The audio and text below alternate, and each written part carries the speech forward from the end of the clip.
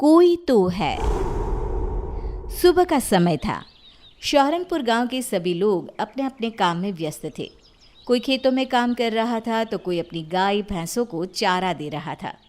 कुछ बच्चे गांव की नदी के पास गेंद से खेल रहे थे। खेलते खेलते तभी सोनू के हाथ से गेंद नदी में गिर जाती है। सोनू, तूने मेरी गेंद फेंकी है नदी में तो तू ही लाकर देगा। पर मैंने जानबूझकर तो नहीं फेंकी, तुम सबने देखा। मुझे कुछ नहीं पता, मुझे बस मेरी गेंद चाहिए। अरे छोड़ो ना, तुम दोनों एक गेंद के पीछे लड़ाई क्यों कर रहे हो? एक गेंद ही तो है ना, दूसरी खरीद लेंगे। वो गेंद मेरे मामा शहर से मेरे लिए लाए थे, जो इसने अभी अभी नदी में फेंक दी। तू बड़ी इसकी तरफदारी कर रहा है, तू ही क्यों नहीं ला देता मेरी गेंद? हाँ ठीक है, मैं ही लाऊंगा तेरी गेंद। पिंटू तरुण की गेंद लाने के लिए नदी में जाता है। सोनू उसे जाने से बहुत मना करता है क्योंकि गेंद पानी के बहाव से बहुत दूर जा चुकी थी, पर वो सोनू की एक नहीं सुनता और नदी में चला जाता है। नदी में जाते ही उसका पैर फिसल जाता है और वो ज़ोर ज़ोर से चिल्लाने लगता है, बचाओ बचाओ, कोई मुझे, मैं डूब रहा हूँ।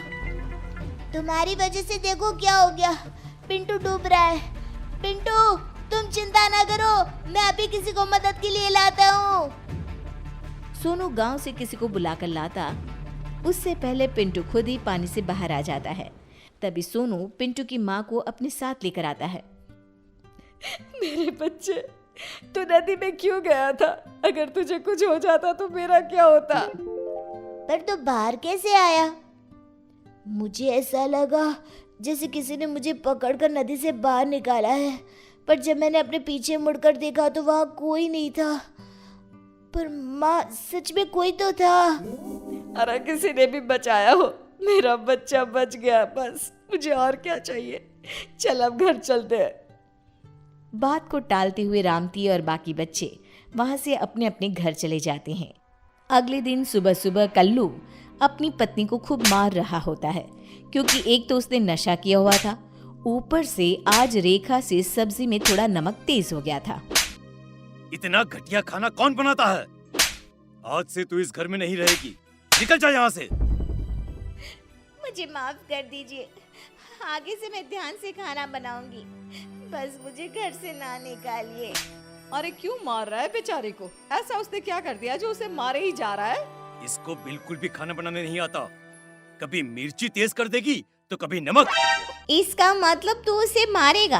अरे कभी कभी तो हमसे भी खाना अच्छा नहीं बनता, हमारे पति तो हमें बिल्कुल नहीं मारते। पर मैं आज इसे नहीं छोड़ूंगा, ये तभी सुधरेगी।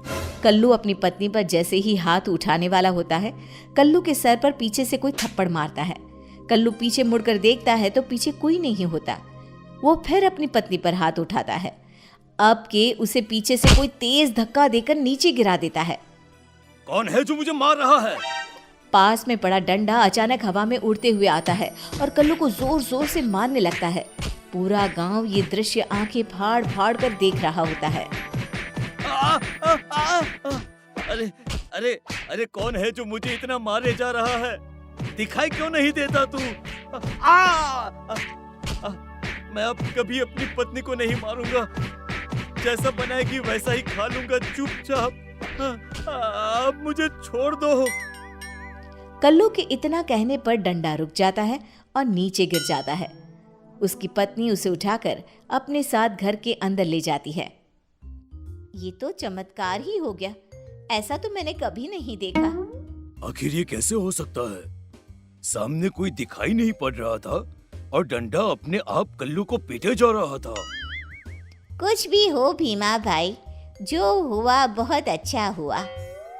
गांव के सभी लोग वहां से चले तो जाते हैं, पर रोज गांव में ऐसी ही घटना होने लगी जिसमें गांव वालों को शक होता है कि कोई तो है पर दिखाई नहीं देता वो। कुछ दिन बाद मनोरमा के झोपड़े में अचानक आग लग जाती है। उसके साथ उसका 2 साल का बच्चा भी अंदर झोपड़े में ही होता है। बचाओ बचाओ, कोई हमें! आग आग! अरे गांव वालों, मनोरमा बहन के झोपड़े में आग लग गई है, जल्दी आ जाओ। अगर इस आग को जल्दी से नहीं बुझाया तो मनोरमा और उसका बच्चा इसी आग में जलकर मर जाएंगे।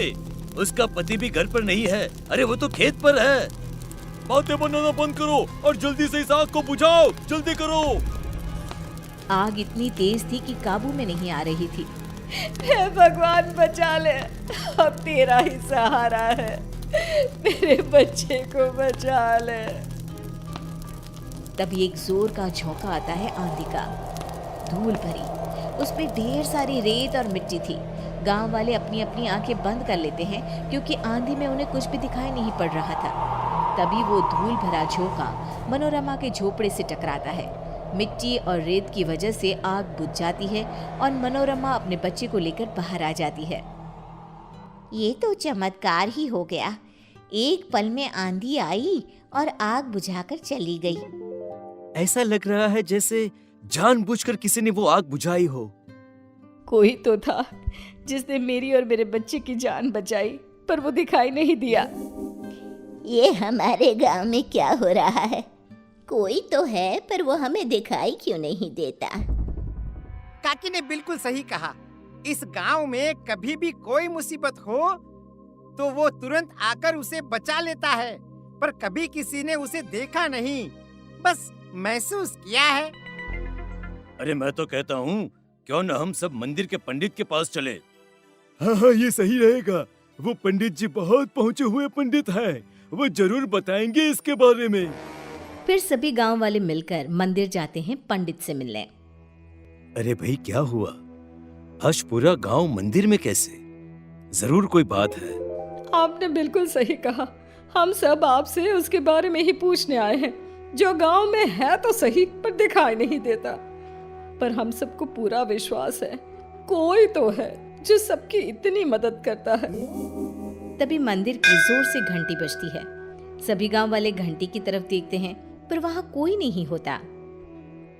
जो मैं देख सकता हूँ वो आप सब नहीं देख पा रहे। वो घंटी किसने बजाई ये सोच रहे हैं ना? हाँ पंडित जी, फिर वही कोई दिखाई क्यों नहीं देता?